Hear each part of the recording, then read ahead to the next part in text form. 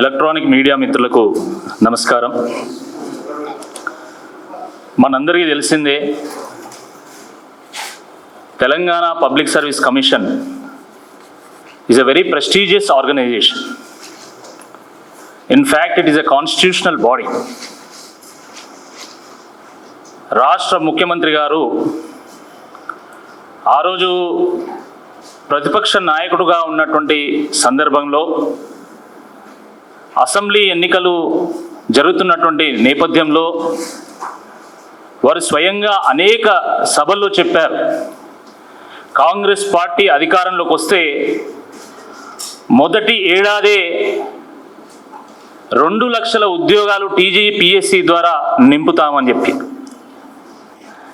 2 లక్షల ఉద్యోగాలు దేవుడెరుగు, కానీ ఎంతో ప్రతిష్టాత్మకమైనటువంటి టీజీపీఎస్సీ ద్వారా నిర్వహించేటువంటి గ్రూప్ 1 పరీక్షల్లో కనీసం 20,000 పేపర్లు కూడా సరిగ్గా దిద్దలేనటువంటి నేపథ్యంలో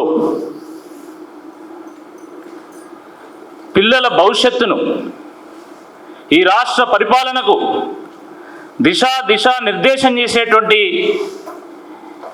ఈ గ్రూప్ 1 యాస్పిరెంట్స్ యొక్క తలరాతను వీళ్ళు 2 నిమిషాల్లో కొట్టేసినటువంటి సందర్భంలో ఈరోజు మనం తెలంగాణ భవన్లో ఈ ప్రెస్ మీట్లో మాట్లాడుకోవడం నిజంగా చాలా దురదృష్టకరం. ఎందుకంటే గ్రూప్ 1 పరీక్షలు చాలా సంవత్సరాల తర్వాత జరుగుతూ ఉన్నాయి. సంవత్సరాల పాటు వేల లక్షల మంది ఈ పరీక్ష కోసం ప్రిపేర్ అవుతూ ఉన్నారు. 563 పోస్టులుంటే టీజీపీఎస్సీ వెల్లడించినటువంటి ఫలితాల ప్రకారం, జిఆర్ఎల్ ప్రకారం టాప్ 500లో ఒక్కరంటే ఒక్కరు కూడా తెలుగు మీడియం సంబంధించినటువంటి యాస్పిరెంట్ లేకపోవడం నిజంగా ఆశ్చర్యాన్ని కలిగిస్తూ ఉన్నారు. 563 పోస్టులుంటే ఈ తెలుగు నేల మీద, ఈ తెలంగాణ గడ్డ మీద నిర్వహించినటువంటి తెలంగాణ పబ్లిక్ సర్వీస్ కమిషన్ నిర్వహించినటువంటి పరీక్షలో ఒక్కరంటే ఒక్కరు కూడా తెలుగు మీడియం వాళ్ళు లేరంటే ఇది ఎన్ని అనుమానాలకు తావిస్తున్నదో ఒక్కసారి అర్థం చేసుకోవాలి. దేశ భాషలందు తెలుగు లెస్స అని ఆంధ్రభోజుడు కృష్ణదేవరాయలు గారు అన్నారు. కానీ దేశ భాషలందు తెలుగును లెస్సు చేసే విధంగా ఈ రాష్ట్ర ప్రభుత్వం నిర్వాహకం ఉండడం నిజంగా విచారకరమే. రేవంత్ రెడ్డి గారు, రాష్ట్ర ముఖ్యమంత్రి గారు, నేను రైతునన్నాడు, రైతు బిడ్డనన్నాడు, రైతులను ఈరోజు బజారు పాలు చేసాడు. నేను రియల్ ఎస్టేట్ బిజినెస్ మ్యాన్ అన్నాడు, ఈ రాష్ట్రంలో రియల్ ఎస్టేట్ మొత్తం కుప్పగూల్చిండు. నేను ప్రభుత్వ పాఠశాలల్లో చదువుకున్నా అన్నాడు. ఈయన అధికారంలోకి వచ్చిన తర్వాత నేటికి 2,000 చిల్లర ప్రభుత్వ పాఠశాలను మూసివేసిండు. నేను తెలుగు మీడియంలో చదువుకున్నా అన్నాడు.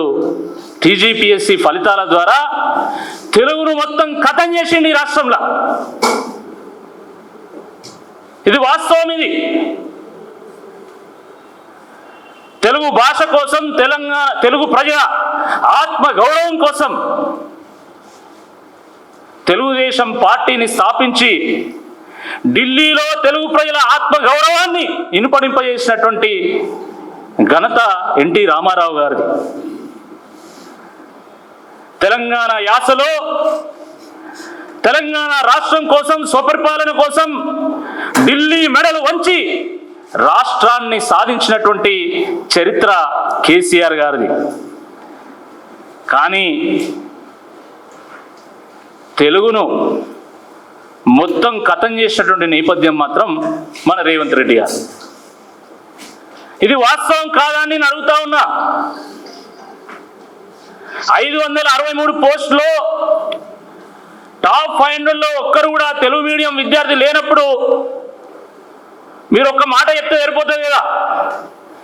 తెలుగు మీడియంలో చదువుకున్నోడు ఎవడు కూడా అసలు టీజీపీఎస్సీ పరీక్షలు రాయకండి, మీకు అర్హత లేదు,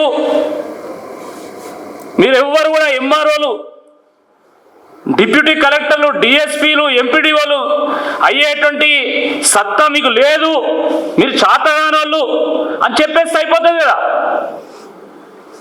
అంత మాత్రం దానికి మళ్ళీ వాళ్ళందరినీ పిలుచుడెందుకు, వాళ్ళందరినీ పరీక్షలకు పిలుచుడెందుకు, పరీక్షలు రాయించుడెందుకు, పేపర్లు దిద్దుడెందుకు? అచ్చా తక్కువ మంది ఏం రాయలే మరి తెలుగులో. దాదాపు 40% మంది తెలుగు మీడియం వాళ్ళు పరీక్ష రాసింది. సుమారుగా 20,000 మంది రాస్తే 12,200 చిల్లర ఇంగ్లీష్ మీడియంలో రాస్తే 7,700 మంది చిల్లర తెలుగు మీడియంలో రాసిండ్రు. అంటే సుమారు 40% యాస్పిరెంట్స్ పరీక్ష రాసినప్పుడు వచ్చినటువంటి ఫలితాల్లో క్వాలిఫైడ్ పీపుల్లో లేకపోతే టాపర్స్లో 40% లేకపోయినా కనీసం 30%, 20%, 10% అని ఉండాలి కదా. అసలు ఏం జరిగిందని చెప్పి ఈ సందర్భంగా మేము ప్రశ్నిస్తూ ఉన్నాం. మాతృమూర్తిని, మాతృభూమిని, మాతృభాషను అవమానపరిచినటువంటి ఘనత కేవలం ఈ రేవంత్ రెడ్డి గారికే దక్కుతుందని చెప్పి ఈ సందర్భంగా నేను గుర్తు చేస్తున్నా. ఆయన తెలంగాణ తల్లి ఇట్లుండకూడదు, నేను ఎట్లా చూపెడితే మీరు అట్లనే చూడాలి తెలంగాణ తల్లిని అని చెప్పి తెలంగాణ తల్లిని మార్చి మాతృమూర్తిని అవమానపరిచాడు. మొత్తం ఈ తెలంగాణ దివాలా తీసిందని, మొత్తం డొల్లాని ఏం లేదు తెలంగాణలో అని చెప్పేసి ఈ మాతృభూమిని అవమానపరిచాడు. ఈరోజు అసలు తెలుగు మీడియం చదువుకున్నాడు అక్కర్లేడు, అసలు తెలుగు మీడియంలో ఎవరు చదువుకోకండి, తెలుగు మీడియంలో చదువుకుంటే మీకు ఒక్క పోస్టు కూడా రాదని చెప్పి ఈరోజు తెలుగు భాషను, మాతృభాషను అవమానపరిచాడు. ఇది వాస్తవం కాదని చెప్పి ఈ సందర్భంగా నేను అడుగుతా ఉన్నాను. ఆ మధ్యలో గ్రూప్ 1 మీద, ఇతర పరీక్షల మీద చర్చ జరుగుతున్నటువంటి నేపథ్యంలో ప్రభుత్వం ఏం చెప్పింది అంటే అసలు తెలంగాణ అకాడమీ ప్రామాణికమే కాదని చెప్పింది, వికీపీడియా ప్రామాణికం అని చెప్పింది. వికీపీడియా ఎట్లా ప్రామాణికం అవుతుందని నేను అడుగుతున్నా. వికీపీడియాలో మీలాంటోళ్ళు, నాలాంటోళ్ళు రాస్తే వికీపీడియాలో మ్యాటర్ వస్తుంది. It is an open source, open platform. Anybody can go and write on Wikipedia. When that is the case, how can Wikipedia be the criteria for results, for evaluation? అంటే Telangana academy ప్రామాణికం కాదు, తెలుగు తల్లి ప్రామాణికం కాదు, తెలుగు ప్రామాణికం కాదు, ఇక పోతాంటే తెలంగాణ కూడా ప్రామాణికం కాదు అని ఈ ప్రభుత్వం ఏమైనా అంటదేమో అని చెప్పి ఈరోజు అందరూ భయపడుతున్నారు.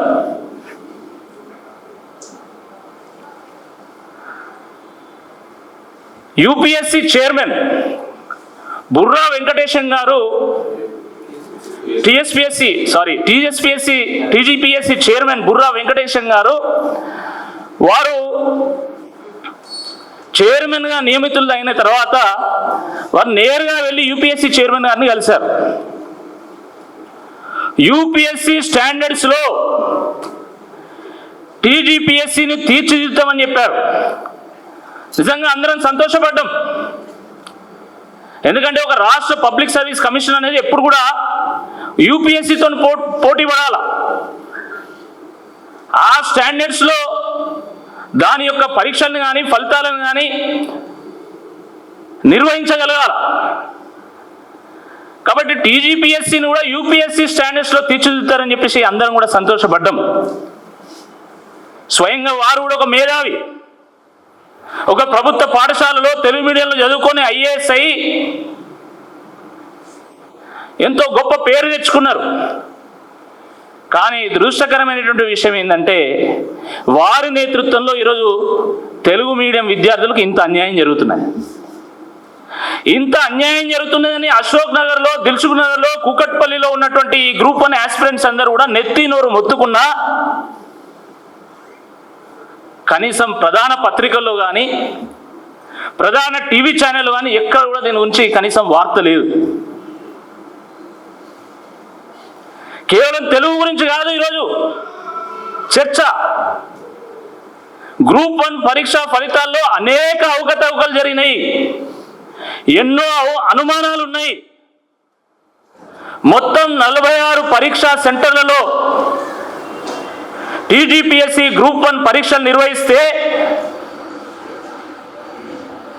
కేవలం టాప్ 2 సెంటర్స్లోనే, కేవలం 2 సెంటర్లోనే 74 మంది ఈరోజు టాప్ 500లో ఉన్నారు.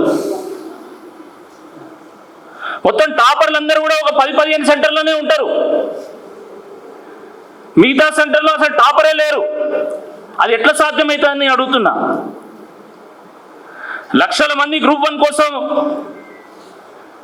వాళ్ళు అప్లికేషన్ పెట్టుకుంటే ప్రిలిమ్స్ ద్వారా 25,000 మందిని సెలెక్ట్ చేస్తే 20,000 మంది పరీక్ష రాసింది. అంటే వీళ్ళందరూ కూడా ఎంతో కొంత నాలెడ్జ్ ఉన్నటువంటి వాళ్ళు, టాలెంట్ ఉన్నటువంటి వాళ్ళే. ఎవరు పడితే వాళ్ళు రాయలేదు. ప్రిలిమ్స్లో క్వాలిఫై అయినటువంటి వాళ్ళు రాసిళ్ళు.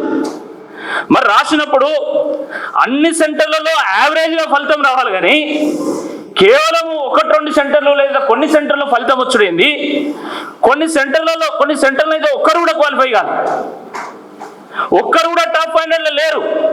అది ఎట్లా సాధ్యమవుతుందని చెప్పి ఈ సందర్భంగా అడుగుతా ఉన్నాం. ఉదాహరణకి మీరు చూడండి, 18th సెంటర్లో 10% సక్సెస్ రేట్ ఉన్నది. 19th సెంటర్లో కూడా ఇంచుమించుగా అట్లనే ఉన్నది. 4th సెంటర్లో 0.2% సక్సెస్ రేట్ ఉంది. ఒక సెంటర్లో 10% సక్సెస్ రేట్ ఎట్లుంటుంది, ఇంకో సెంటర్లో 0.2, 0.3 ఎట్లుంటుంది? దీనికి ఏం సమాధానం చెప్తాయి టీజీపీఎస్సీ అని చెప్పి ఈ సందర్భంగా నేను ప్రశ్నిస్తా ఉన్నాను. కేవలం అదే కాదు, పక్క రూల్ నెంబర్లకు సేమ్ మార్కులు వచ్చినటువంటి కేసులు సుమారుగా 1300 ఉన్నాయి. దగ్గర వచ్చినటువంటి మార్కులు అయితే అనేకం ఉన్నాయి. ఉదాహరణకి రూల్ నెంబర్ 2, 4, 6, 8 ఉన్నది అనుకోండి. 430, 432, 435, 438 ఇట్లా వస్తున్నాయి మార్కులు. అది ఎట్లా సాధ్యమవుతుందని నేను అడుగుతున్నా. వీళ్ళందరూ కూడా గ్రూప్ 1 ఆస్పిరెంట్స్ అందరూ కూడా రాబోయేటువంటి రోజుల్లో కాబోయేటువంటి ఎంఆర్ఓలు, ఎంపీడీఓలు, డిప్యూటీ కలెక్టర్లు ఆ స్థాయి ఉన్నటువంటి వాళ్ళు. కాబట్టి గత వారం రోజులుగా జిఆర్ఎల్ రిలీజ్ అయిన తర్వాత అద్భుతమైనటువంటి డేటా అనాలిసిస్ చేసి వాళ్ళు వాట్సాప్లలో పెట్టిండ్రు. అవి పెడుతుంటే ఫస్ట్ ర్యాంక్ వచ్చినటువంటి సెంటర్లో 106 మందికి 400+ వచ్చినాయి. రెండో ర్యాంక్ వచ్చినటువంటి సెంటర్లో 109 మందికి 400+ వచ్చినాయి. థర్డ్ ర్యాంక్ వచ్చినటువంటి వాళ్లకు అట్లనే సుమారుగా 69 మెంబర్స్కి 450+ వచ్చినాయి, 400+ వచ్చినాయి. కొన్ని సెంటర్లలో అసలు 450+ వచ్చిన వాళ్ళు ఒక్కడు కూడా లేరు. అంటే ఏం జరిగింది అసలు? ఎట్లా ఈ రకమైనటువంటి అవకతవకలు జరిగినాయని చెప్పి ఈ సందర్భంగా మేము ప్రశ్నిస్తూ ఉన్నాం. నేను ఆ రోజే చెప్పిన, గ్రూప్ 1 పరీక్షలు నిర్వహిస్తున్నప్పుడు మొట్టమొదటిసారి నేనే చెప్పిన, దేశంలో యూపీఎస్సీ ఉన్నది, అనేక రాష్ట్రాల్లో పబ్లిక్ సర్వీస్ కమిషన్స్ ఉన్నాయి. వాళ్ళు నిర్వహించేటువంటి ఏ పరీక్షలో కూడా ప్రిలిమ్స్ ఒక హాల్ టికెట్ నెంబరు, మెయిన్స్కి ఒక హాల్ టికెట్ నెంబరు ఎక్కడ కూడా లేదు. కానీ కేవలం టీజీపీఎస్సీ మాత్రమే గ్రూప్ 1 పరీక్షలో ప్రిలిమ్స్కి ఒకటి, మెయిన్స్కి ఒకటి ఎందుకు పెడుతున్నారు, దీని ద్వారా ఏం చేయదలుచుకున్నారని చెప్పేసి నేను ఆ రోజే ట్విట్టర్లో పెట్టిన. చాలా మంది గ్రూప్ 1 ఆస్పిరెంట్స్ కూడా దాన్ని సర్క్యులేట్ చేసిండ్రు. దాని మీద చాలా పెద్ద ఎత్తున చర్చ జరిగింది. ఈరోజు మేమేదైతే అనుమానాలు ఎక్స్ప్రెస్ చేసినామో అవే వాస్తవాలైనాయి. పక్క రూల్ నెంబర్లకు ఒకటే మార్కులు వస్తాయి, దగ్గర మార్కులు వస్తాయి. కొన్ని సెంటర్లలోనే అందరు క్వాలిఫై అవుతారు, కొన్ని సెంటర్లో ఎవరు క్వాలిఫై గారు. ఇది అనేక అనుమానాలకు దారితీస్తూ ఉన్నది. ఎంత ఘోరం అంటే, మామూలుగా యూపీఎస్సీలో 50% మార్క్స్ వస్తే చాలండి. ఐఏఎస్లు అవుతారు, ఐపీఎస్లు అవుతారు, ఐఆర్ఎస్లు అవుతారు, ఐఎఫ్ఎస్లు అవుతారు. కానీ టీజీపీఎస్సీ 900 మార్కులకు 6 సబ్జెక్టులలో పరీక్ష నిర్వహిస్తే టాప్ మార్క్స్ మనకు 550. టాప్ మార్క్స్ 550 అయితే యూపీఎస్సీలో ర్యాంకులు వచ్చినటువంటి వాళ్ళు, యూపీఎస్సీ ఇంటర్వ్యూ అయినటువంటి వాళ్ళకు వచ్చినటువంటి మార్కులు ఎత్తాయంటే కొంతమందికి 380, 390, 410. ఇంత వేరియేషన్ ఉంటుందా? 550 ఎక్కడ, 400 ఎక్కడ, 380 ఎక్కడ? ఇంత వేరియేషన్ ఉన్నది అంటేనే అనేక అనుమానాలు ఉన్నాయి. ఇలా కొంతమంది మిత్రులు అశోక్ నగర్ నుంచి నా దగ్గరకు వచ్చి చెప్పిండు, అన్న థర్డ్ ఇవాల్యుయేషన్ జరగలేదు, ఫస్ట్ ఇవాల్యుయేషన్ సెకండ్ ఇవాల్యుయేషన్ జరిగింది, థర్డ్ ఇవాల్యుయేషన్ జరగలేదు, మీరు దాని గురించి ప్రశ్నించండి, మీ ప్రెస్ మీట్లో మాట్లాడండి, మన బీఆర్ఎస్ పార్టీ నాయకులందరూ ప్రశ్నించాలంటే, అరే బాబు థర్డ్ ఇవాల్యుయేషన్ దేవుడు ఎరుగు, అసలు సెకండ్ ఇవాల్యుయేషన్ జరగలే ఈ ఎగ్జామ్లో. లేకపోతే యూపీఎస్సీలో క్వాలిఫై అయినటువంటి వాళ్ళు, యూపీఎస్సీకి ఇంటర్వ్యూ పోయినటువంటి వాళ్ళకు 380 వస్తాయి, టాపర్కి 550 వస్తాయా? ఇంత వేరియేషన్ ఉంటుందా? వేరియేషన్ ఉంటే ఒక 10 మార్క్స్ 20 మార్క్స్ ఉండాలి. మామూలుగా పబ్లిక్ సర్వీస్ ఎగ్జామినేషన్ కండక్ట్ చేసినప్పుడు ఫస్ట్ ఇవాల్యుయేషన్కి సెకండ్ ఇవాల్యుయేషన్కి 15% డిఫరెన్స్ ఉంటే మార్కులో థర్డ్ ఇవాల్యుయేషన్ పోవాలి. అసలు 15% డిఫరెన్స్ ఏంది? 40-50% డిఫరెన్స్ ఉంది ఇక్కడ. మరి అలాంటప్పుడు అసలు సెకండ్ ఇవాల్యుయేషన్ ఏం జరిగింది అంటే వీళ్ళు చెప్తున్నారు, అన్న 6 సబ్జెక్టులు ఉన్నాయి, ప్రతి సబ్జెక్టులో కూడా ఒక 5-6 డొమైన్లు ఉంటాయి, అంటే 5-6 స్పెషలైజేషన్ ఉంటాయి. ఆ స్పెషలైజేషన్ ఉన్నటువంటి ప్రొఫెసర్లతోని పేపర్ దిద్దేయాలి. కానీ వీళ్ళు కాంట్రాక్ట్ వాళ్ళతోని, కనీసం నాలెడ్జ్ లేనటువంటి వాళ్ళతోని, అయితే ఎప్పుడో రిటైర్ అయినటువంటి వాళ్ళతో దిద్దిచ్చిళ్ళు, వాళ్ళకు డొమైన్ ఎక్స్పర్టీస్ లేదు కాబట్టి ఈ రకమైనటువంటి ఫలితాలు వచ్చినాయి అన్నారు. అది కాదు, అసలు విషయం ఏంటంటే మినిమం నాలెడ్జ్ ఉన్నా కూడా వాళ్ళు ఇచ్చినటువంటి బ్లూ ప్రింట్ ప్రకారం మీరు వాల్యుయేషన్ చేసినా కూడా 2 సెంటర్లలో 74 మంది ఉంటారు, చాలా సెంటర్లలో ఒక్కడు కూడా ఉండడా? ఖచ్చితంగా ఏదో గోల్మాల్ జరిగింది గ్రూప్ 1 ఎగ్జామినేషన్స్లో. There is no doubt about it, there is no doubt about it. ఈ కాంగ్రెస్ ప్రభుత్వం 6 గ్యారంటీల గురించి ఒకటే తెలుసుడు, అసెంబ్లీ లోపల అసెంబ్లీ బయట ఊదరగొట్టే ఉపన్యాసాలు. 6 గ్యారంటీలు దేవుడు ఎరుగు, కానీ ప్రతి కేటగిరీలో మాత్రము కొన్ని పోస్టులు మాత్రం మీరు గ్యారంటీ చేసుకున్నారనే అనుమానం ఈరోజు అందరికీ ఉన్నది. అందరు మాట్లాడుతున్నారు. అచ్చా నేను ఇట్లా మాట్లాడంగానే ఇప్పుడు కేసు పెడతారు కావచ్చు, ఇంతే కదా. ఇక మీకు తెలిసిన విద్య ఏముంది? మీకు తెలిసిన విద్య అదే కదా. ప్రతిరోజు మా కేటీఆర్ గారు, ఆర్ఎస్ ప్రవీణ్ సార్ గారు ఈ కేసుల గురించి మాట్లాడుతున్నారు. బీఆర్ఎస్ పార్టీ వాళ్ళు ఏదైనా పెట్టంగానే, పోస్టర్లు ఏదైనా పెట్టంగానే, లేకపోతే ఏదైనా ప్రెస్ మీట్ ఏదైనా మాట్లాడనే ఇమ్మీడియట్ ఒక కేసు పెడతారు. పెట్టు, నా మీద కేసు పెడతావు, పెట్టు. ఏమని పెడతావు? 74 సెంటర్లోనే మొత్తం 2 సెంటర్లోనే 74 మంది ఎందుకు వచ్చిండ్రు, మిగతా సెంటర్లో ఎందుకు రాలే, తెలుగు మీడియం వాళ్ళు ఒక్కరు కూడా ఎందుకు క్వాలిఫై కాలే, దీంట్లో అనేక అనుమానాలు ఉన్నాయి అని నేను అంటున్నా. కాబట్టి కొన్ని కేటగిరీలో మీరేమైనా గ్యారంటీ చేసుకున్నారు అంటున్నా కాబట్టి ప్రెస్ మీరు పెడితే కేసులు పెట్టండి, కేసులు పెట్టినా పర్వాలేదు, కానీ సంవత్సరాల కొద్ది ప్రిపేర్ అయ్యి అన్యాయానికి గురైనటువంటి వాళ్ళకు న్యాయం చేయండి. మా మీద ఎన్ని కేసులైనా పర్వాలేదు, కానీ వాళ్ళకు న్యాయం జరిగితే చాలు అని చెప్పి ఈ సందర్భంగా ఈ ప్రభుత్వానికి మేము గుర్తు చేస్తూ ఉన్నాం. మిత్రులారా, ఈ ప్రభుత్వము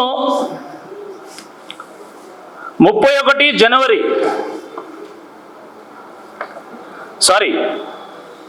మార్చి 13వ తేదీ ఒక వెబ్ నోట్ రిలీజ్ చేసింది, ఫేర్ అండ్ ట్రాన్స్పరెంట్ ఇవాల్యుయేషన్ అని చెప్పి. నవ్వుకుంటున్నారు ఫేర్ అండ్ ట్రాన్స్పరెంట్ ఇవాల్యుయేషన్ అంటే. ఎందుకంటే స్వయంగా Telangana Congress party official handle మీద పరీక్షా ఫలితాలు ఫిబ్రవరిలో వస్తాయని చెప్పేసి నవంబర్లో వాళ్ళు ఒక పోస్ట్ పెట్టింది. నేను అడుగుతున్న కాంగ్రెస్ పార్టీ వాళ్ళని, మేము అడుగుతున్నాం బీఆర్ఎస్ పార్టీ పక్షాన ఈ రాష్ట్ర ప్రభుత్వాన్ని, టీజీపీఎస్సీకి అసలు కాంగ్రెస్ పార్టీకి ఏం సంబంధం? టీజీపీఎస్సీ పరీక్షలు ఎప్పుడు జరుగుతాయి, ఎప్పుడు ఫలితాలు వస్తాయని మీరు ఎట్లా చెప్పగలుగుతున్నారు? అసలు TGPSC is a constitutional body. మరి అలాంటప్పుడు దానికి సంబంధించినటువంటి ఇన్ఫర్మేషన్ కాంగ్రెస్ పార్టీ హ్యాండిల్స్లోకి ఎట్లా వస్తున్నది?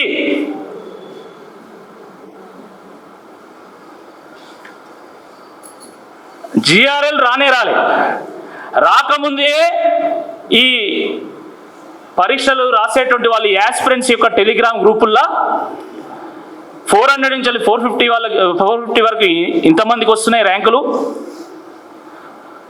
450 నుండి 500 మార్క్స్ మధ్యలో ఇంతమంది ఉంటున్నారు, 500 ఏవో ఇంతమంది ఉంటున్నారని చెప్పేసి ఫలితాలు రాకముందుకే ఇన్ఫర్మేషన్ వస్తుంది. అది ఎట్లా సాధ్యమవుతుందని నేను అడుగుతున్నా. కేవలం ఇదే కాదు, రీకౌంటింగ్ పెట్టుకోమన్నారు. ఈ ఫలితాలు అంటే ఇట్లా ఉన్నాయని చెప్పి 9,000 మంది రీకౌంటింగ్ అప్లై చేసింది. 9,000 మంది రీకౌంటింగ్ అప్లై చేస్తే కనీసం ఒక్కరికి కూడా మార్కులు పెరగలే. రీకౌంటింగ్ పెట్టుకోమని అడిగే కంటే ముందే వీళ్ళు ఇన్ఫర్మేషన్ రిలీజ్ చేసింది. ఏమని? టాప్ 10లో ఇంతమంది ఓసీలు, ఇంతమంది బీసీలు, ఎస్సీ ఎస్టీలు అని, టాప్ 100లో కేటగిరీ వైజ్ ఇంతమంది ఉన్నారని చెప్పి. అంటే మీరు ఎవరిని ఫూల్స్ చేయదలుచుకున్నారు? అంటే రీకౌంటింగ్ చేయము, మేము రీకౌంటింగ్ ద్వారా ఒక్క మార్క్ కూడా పెంచము అనుకుంటే మరి రీకౌంటింగ్ పెట్టొద్దని చెప్పాల్సింది. అంటే మీరు ముందే వీళ్ళకి ఇన్ని మార్కులు వేయాలి, వీళ్ళకి ర్యాంక్ రావాలి, వీళ్ళకి ర్యాంక్ రావద్దు అని చెప్పి మీరు ఫిక్స్ అయింది కాబట్టే, మ్యాచ్ ఫిక్సింగ్ జరిగింది కాబట్టే ఈరోజు రీకౌంటింగ్లో ఒక్కరు కూడా మార్కు పెరగలే. ఇది కాన్ఫిడెన్షియల్ డేటానా లేకపోతే కాంగ్రెస్ పార్టీ డేటానా అని చెప్పి ఈరోజు బీఆర్ఎస్ పార్టీ పక్షాన సూటిగా ప్రశ్నిస్తున్నాం. సమాధానం చెప్పాలా? కాంగ్రెస్ పార్టీ అఫీషియల్ హ్యాండిల్లో టీజీపీఎస్సీ ఇన్ఫర్మేషన్ ఎట్లా పెడుతున్నారు? జిఆర్ఎల్ రాకముందుకే టెలిగ్రామ్లో ఇన్ఫర్మేషన్ ఎట్లొస్తున్నది? రీకౌంటింగ్ జరగకముందుకే కేటగిరీ వైజ్ ఇంతమంది ఉన్నారని మీరు ఎట్లా చెప్తున్నారు? దానికి మీరు సమాధానం చెప్పాల్సిందే ఈ సందర్భంగా నేను అడుగుతున్నాను. యూపీఎస్సీలో వన్ టైం ఇవాల్యుయేషన్కి 80 రోజులు పడుతుందండి, 80 రోజులు. మొన్న ఏపీపీఎస్సీ 6,000 పేపర్లు దిద్దడానికి 40 రోజులు పట్టింది. కానీ వీళ్ళ ఇవాల్యుయేషన్ 2 ఇవాల్యుయేషన్లు జరగడానికి 90 రోజులు పట్టిందట. దాని తర్వాత ఆ మార్కులు ఎక్కియడానికి వెబ్సైట్లో ఎక్కియడానికి 40 రోజులు పట్టిందట.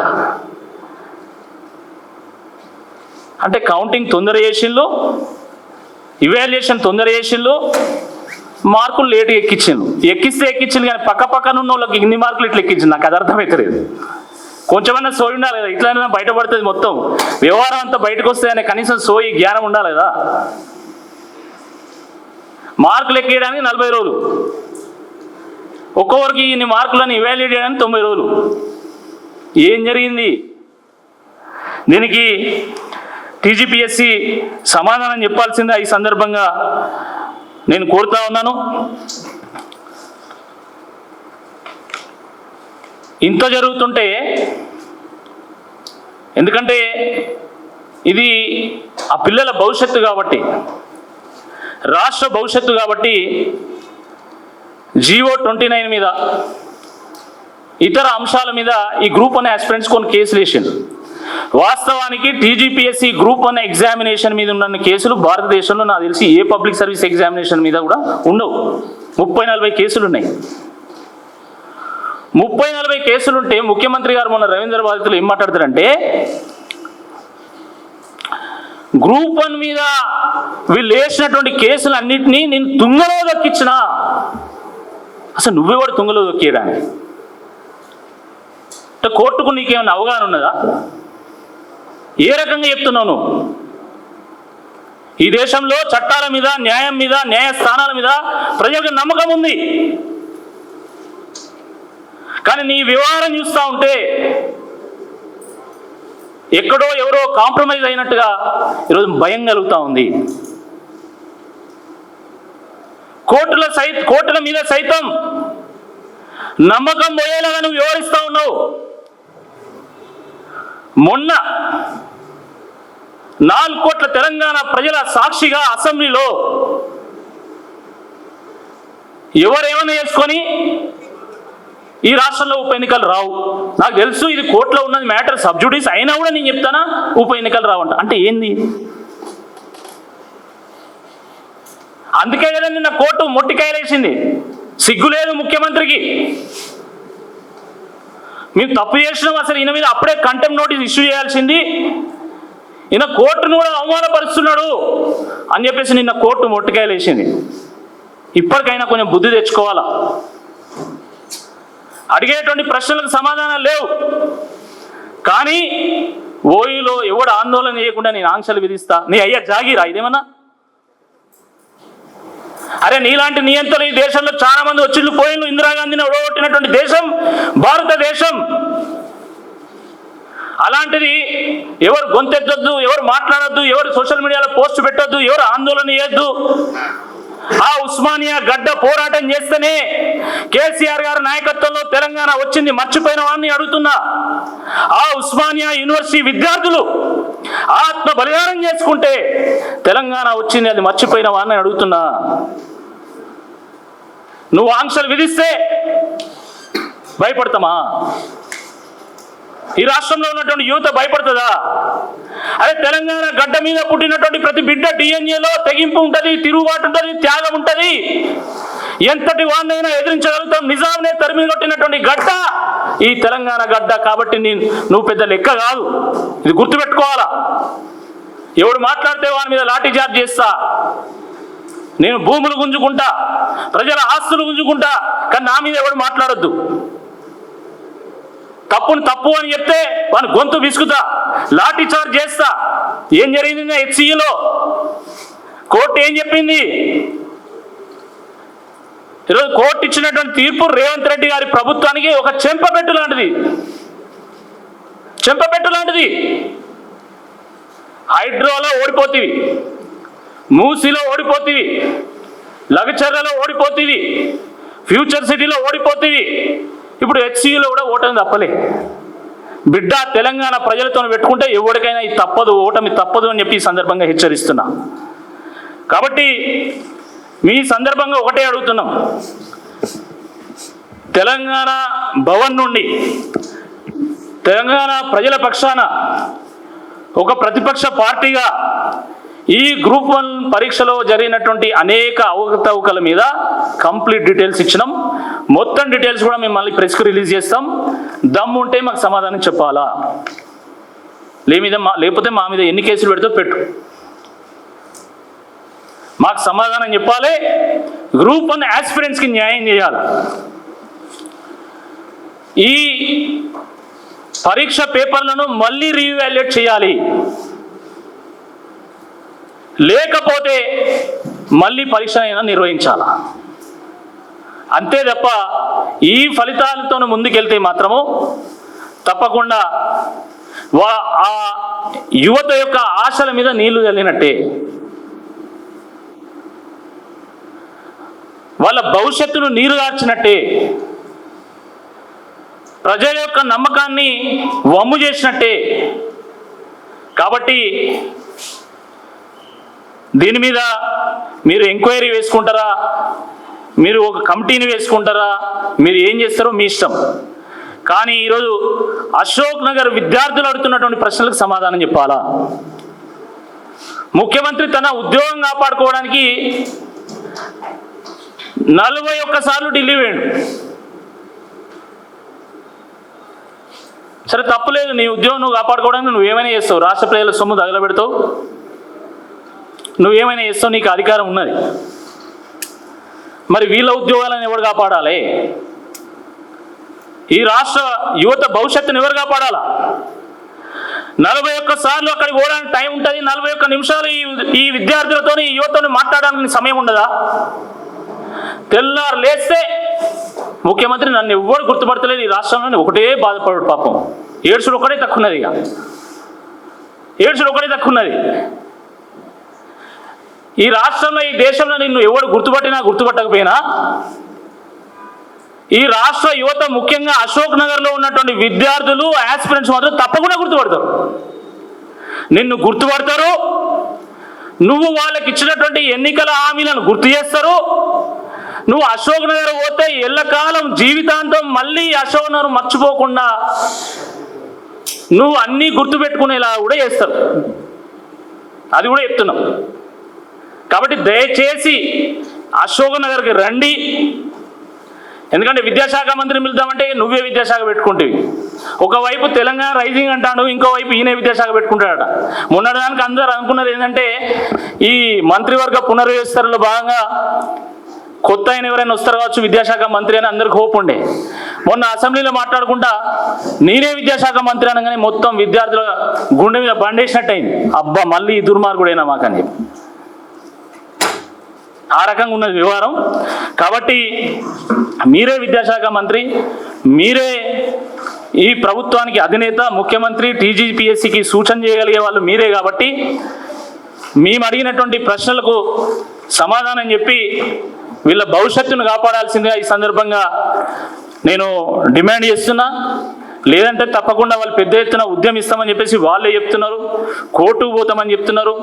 ఒక బాధ్యతాయుతమైనటువంటి ఒక ప్రతిపక్షంగా, బాధ్యతాయుతమైనటువంటి ఒక రాజకీయ పార్టీగా, తెలంగాణ ప్రజలకు శ్రీరామ రక్షగా ఉండాల్సినటువంటి పార్టీగా తప్పకుండా వాళ్ళు చేసేటువంటి పోరాటాలకు, అది ప్రజల మధ్యలో కానీ లేకపోతే న్యాయస్థానంలో కానీ చేసేటువంటి పోరాటాలకు తప్పకుండా మద్దతు ఇస్తామని చెప్పి ఈ సందర్భంగా నేను గుర్తు చేస్తా ఉన్నా. ధన్యవాదాలు. ఏమైనా ప్రశ్నలు ఉంటే అడగవచ్చు.